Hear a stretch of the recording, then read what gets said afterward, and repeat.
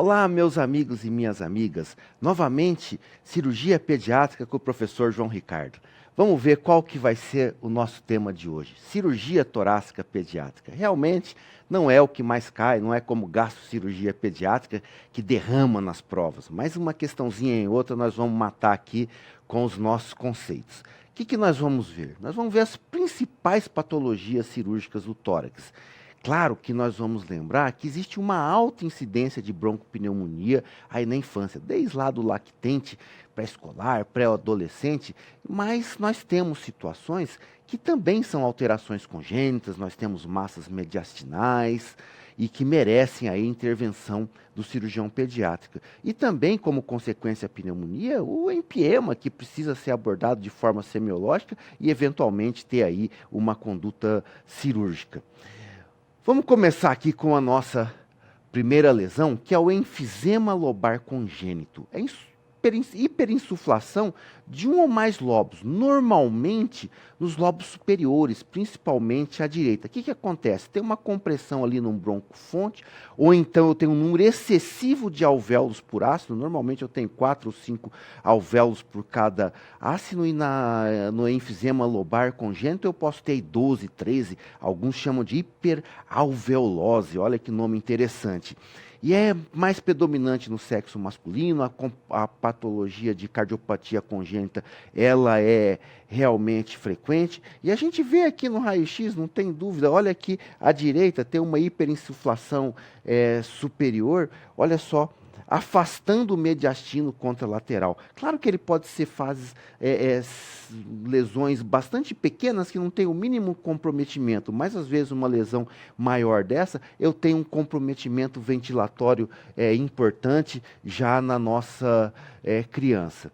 Então, o quadro clínico, é óbvio, vai depender da extensão. Eu posso ter desde uma disfunção respiratória, com um desconforto respiratório, e da mesma coisa que acontece nos enfisematosos adultos e idosos, eu posso ter infecção recorrente, a sibilância, que é característica do enfisema, mas o que chama a atenção é que eu posso ter um retardo de crescimento dessa criança. A criança precisa de uma reserva, ela está em crescimento, ela precisa de um aporte energético maior, tanto de oxigênio como de alimentação, e eu tenho aí um comprometimento ventilatório, eu posso ter o retardo do crescimento. E isso é bastante importante na hora da gente bolar o tratamento da nossa criança.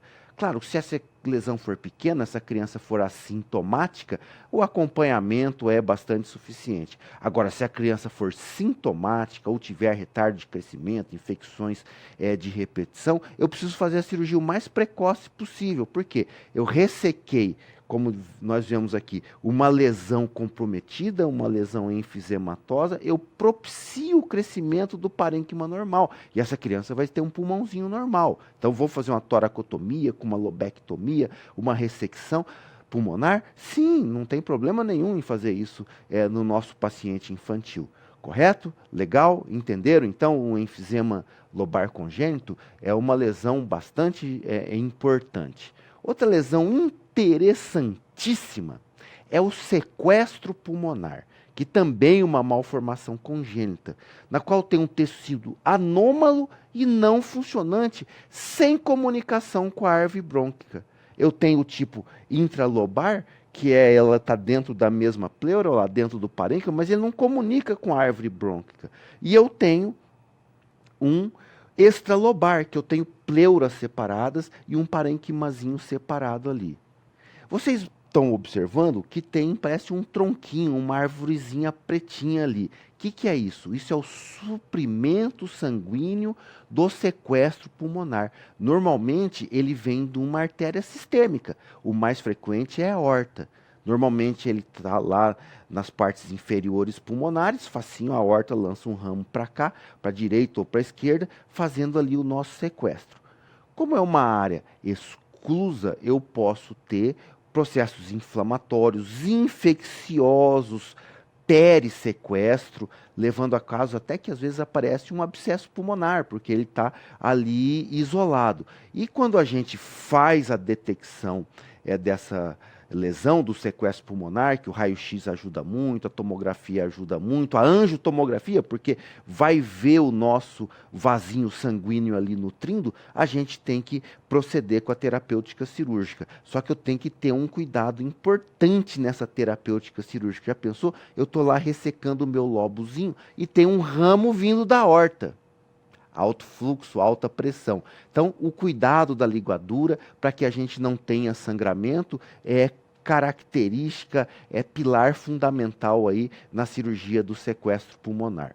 Então, vamos lembrar bastante dessa entidade patológica que é o sequestro pulmonar. Às vezes alguém aí está lá querendo saber se a gente já ouviu falar disso. Outra situação bastante interessante em cirurgia torácica pediátrica é a malformação adenomatoide cística. O que é isso? Eu tenho substituição do tecido pulmonar por uma massa de tecidos sólidos e císticos. É uma displasia epitelial. Como os tecidos são todos distorcidos, mal formados, mal caracterizados, pode ser chamado de amartoma pulmonar. O amartoma tem essas características. E olha só uma coisa importante que eu falei aqui. Eu não falei displasia. O que vocês relacionam esse nome displasia? Aliás, vamos falar mais assim didaticamente. Metaplasia, tecido num lugar, num outro tecido. Por exemplo, metaplasia de Barrett é o tecido gástrico lá na mucosa esofágica, substituindo. E o que é displasia? É quando um tecido começa a sofrer transformação. Displasia leve, moderada e grave. Então aqui não é uma metaplasia, é uma displasia. E quando eu falo em displasia, eu estou falando naquele caminho de potencial de malignização. Não é o maior potencial do mundo, mas luz vermelha piscando aqui na malformação adenomatoide cística, porque se alguém falar assim, teoricamente isso pode ser transformado aí numa neoplasia maligna, opa, não era uma displasia? Então, por conceitos teóricos, até que eu posso. Interessante que ela não tem comunicação com a via aérea, e eu tenho assim uma possibilidade maior, principalmente nos prematuros, nos natimortos. Aliás, costuma muito acontecer hidropsias e a gente verificar natimortos com essas malformações e outras malformações associadas. O que eu faço aqui? O quadro clínico é uma insuficiência respiratória já ao nascimento. Quadros tardios de infecção, eles também são observados. O interessante é que a gente pode fazer esses diagnósticos lá na vidra intrauterina.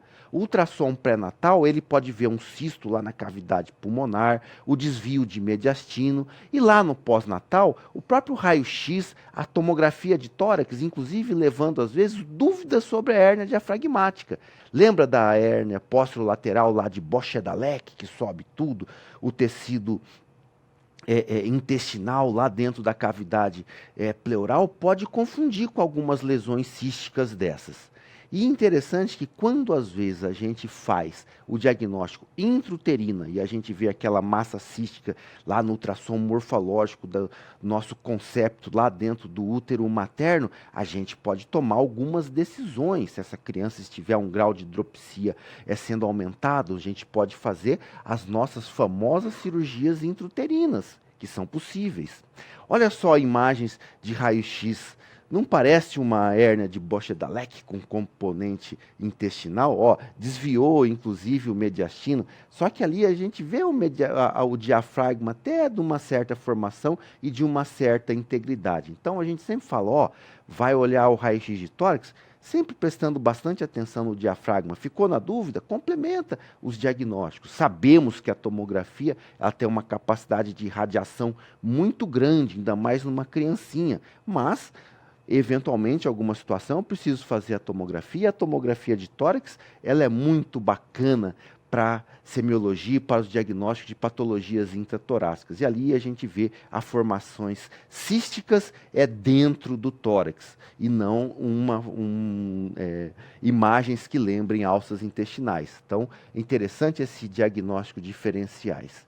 Então, na situação pré-natal, quando eu tenho alterações do desenvolvimento fetal, uma hidropsia fetal evolutiva, eu posso fazer a terapêutica intraútero. O cirurgião vai lá dentro do útero, faz a ressecção do lobo, faz uma fistulazinha ali do pulmão para a cavidade amniótica. Isso é tratamento cirúrgico de medicina fetal. Agora, quando essa criança nasce, preferencialmente até os 6 meses, precisa ser ressecado. Por quê? Compromete o crescimento da criança. Eu favoreço com que tecidos sadios se expandam. E lembra daquela história da displasia que sempre deixa a gente com uma pulga atrás da orelha. Não é verdade, gente?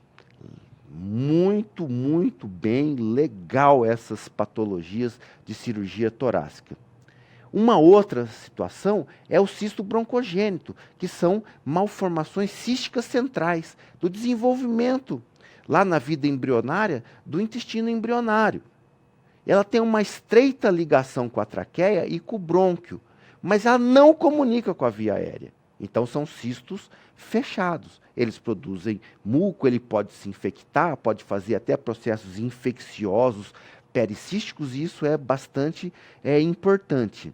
E eu preciso fazer, é óbvio, o meu diagnóstico, e para que a gente possa fazer o tratamento adequado. Então, sempre na linha média, eu tenho cisto paratraqueal, perilar, subcarineal, posso ter lateral aqui no próprio pulmão, e isso aí caracteriza o nosso cisto broncogênito. O desconforto respiratório e a cianose, eles são evidentes de acordo com o tamanho desses cistos, as infecções de repetição, só que como eles são isoladinhos ali, principalmente se forem pequenininhos, 1/3 deles são assintomáticos. O tratamento é a ressecção do cisto. Vamos lá operar, ressecar esse cisto, biópsiazinha, é benigno, está resolvido para o resto da vida. Tá? Então, cisto broncogênico. Talvez vocês vão ver na vida prática de vocês, menos as lesões que nós falamos e muito mais isso, que é o empiema pleural, que é o acúmulo de pus, que é geralmente secundário a um quadro broncopneumônico. A semiologia, a gente observa percussão, frêmio tóraco-vocal ausente, as características do derrame. E funciona mais ou menos como no adulto, aquela coisa da gente diferenciar o derrame de transsudato para exsudato. A semiologia radiológica ajuda muito, o velamento do seio costofrênico, aquela linhazinha que sobe, que é a famosa linha de Damasier, que é característico do derrame, e a gente vê um raio-x de Laurel, quando a gente tem dúvida, a gente coloca em posição, mais de 1 centímetro ali da coluninha de velamento, a gente tem líquido e a gente tem um Laurel positivo, então precisa ser investigado o nosso líquido pleural, porque a possibilidade de ser um empiema é bastante importante. E como eles são broncopneumônicos, nós temos que relembrar como que ele acontece. Eu tenho, no empiema, 3 fases do derrame pós-pneumônico. A fase exudativa, que tem baixa celularidade, baixo comprometimento de bactérias. Já a fase exudativa, que é o pus propriamente dito lá, creme de leite, leite condensado na hora que eu aspiro, tem alta celularidade, ele tem alta concentração bacteriana. E depois, conforme aquele processo inflamatório vai acontecendo, eu vou causando processos inflamatórios pleurais. E aí eu posso fazer verdadeiras traves e ter uma fase fibrino-purulenta organizada. Quando eu tenho aquele espessamento pleural muito intenso, eu chamo de PAC pleuris. Isso é danado porque mesmo resolvendo o processo inflamatório, infeccioso, tirando o pus, o pulmão não expande depois, porque ele fez uma fibrose. Então já estou dando uma dica que se tem a tal da PAC pleuris, provavelmente eu vou ter que pegar essa pleura expressada e tirar essa pleura.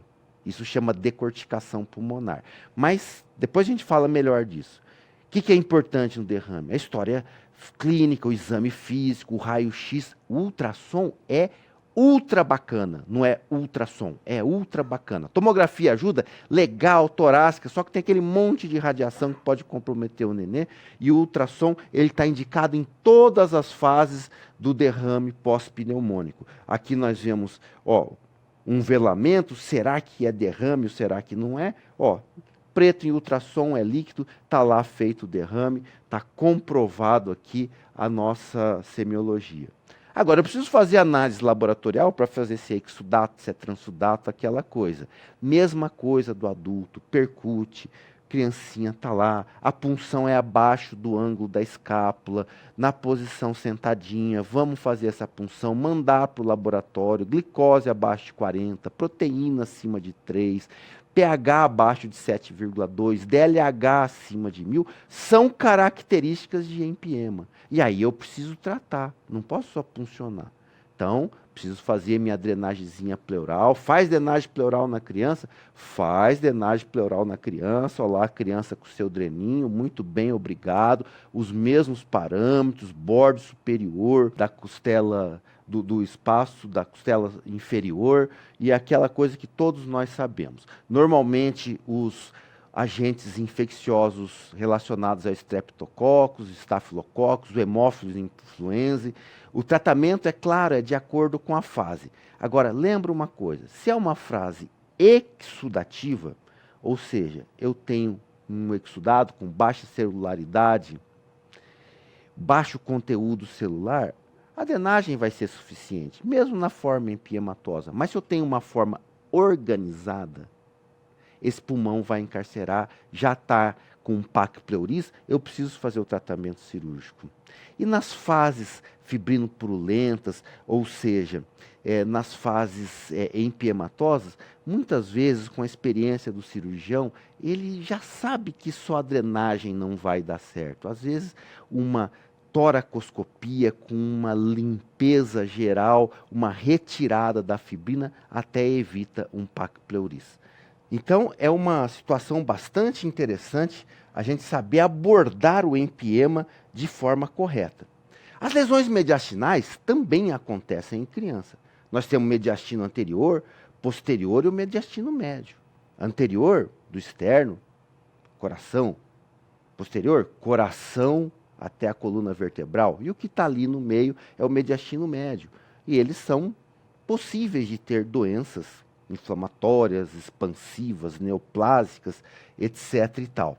Então, como nós estávamos dizendo, nós temos a nossa topografia de mediastino anterior, médio e posterior, e essas lesões que podem acontecer. O interessante é que nós temos lesões de acordo com a topografia mediastinal. E não é muito difícil a gente lembrar, não. As principais causas de massa mediastinal. No mediastino anterior, temos o timo, com hiperplasia, cisto, timnoma, o teratoma embrionário, os linfomas, também o lifangioma, o lipoma e as massas tireoidianas. Pô, massa tireoidiana, eu posso ter um bócio mergulante tão grande ali que chegue até o mediastino anterior. Quando eu era estudante, eu tinha um professor que falava assim, ó, mediastino anterior lembra dos 3T. Timoma, teratoma e o terrível linfoma. Por quê? O linfangioma, o lipoma e as massas tiroidianas, ninguém vai perguntar tanto assim, mas timoma, teratoma e o terrível linfoma são características de lesões em mediastino anterior. Legal? Não vamos esquecer desses 3T? Então vamos lá. No mediastino médio, o que tem? Bom, dentro do coração não vai ter lesão. Então, laterais ali a área cardiológica. O que nós temos ali? Hilo, gânglios, linfonodos. Então eu tenho adenomegalia, que pode ser adenomegalia não neoplásica, tuberculose, a histoplasmose, paracoccidioidomicose, que é a blastomicose. Então lembra, os gânglios no mediastino médio. Se é gânglio, esses são os benignos, tem o maligno, linfoma. Além do que, nós temos o cisto broncogênito e os amartomas. Certinho? Lembra do cisto broncogênito? Ao longo ali do eixo central, continuidade com traqueia, brônquios, etc. Está no mediastino médio. Legal? E o mediastino posterior? O mediastino posterior está relacionado lá, está atrás do coração, esôfago, coluna. Então, tem muita coisa neuro ali. Então, cisto neuroentérico, cisto esofágico, porque o esôfago está lá atrás, enterogênico, olha o esôfago lá atrás, cisto de duplicação, olha o neuroblastoma. Neuro, está atrás, coluna. Olha o tumor neuroectodérmico primitivo. Tá? Ficou fácil da gente lembrar, e o lipoma está lá também, como no mediastino anterior. Certo? Mas só que no mediastino anterior, o mais comum são os 3T, né? Quem que é o 3T mesmo? Teratoma, timoma e o terrível linfoma. Quadro clínico e diagnóstico é baseado muito na história clínica, né? Se o paciente tem uma tuberculose, uma blastomicose, ele tem febre prolongada, febre de origem desconhecida. Se ele tem um linfoma, nós temos todo esse quadro clínico também de febre, inapetência, emagrecimento. E onde que o cirurgião torácico entra aí, ou o cirurgião pediátrico? Ele entra principalmente colaborando com as biópsias que vão fazer o diagnóstico. Olha só essa tomografia interessante. Ó, atrás está a coluna, no meio a área cardíaca. E aqui no mediastino anterior, nós temos uma lesão. Que lesão que é essa no mediastino anterior? Ora, ou é um timoma, ou é um teratoma. Tem calcificação aqui dentro para aparecer teratoma? Não tem. Timoma, mais medial. Ou ele é um terrível linfoma. Essa é uma característica bastante patognomônica de uma tomografia com linfoma. E, eventualmente, precisa fazer uma biópsia para proceder com o tratamento adequado. Legal, gente? Estamos craque em cirurgia torácica pediátrica, não estamos? Legal. Muito obrigado aí. Boa sorte para vocês. Sucesso!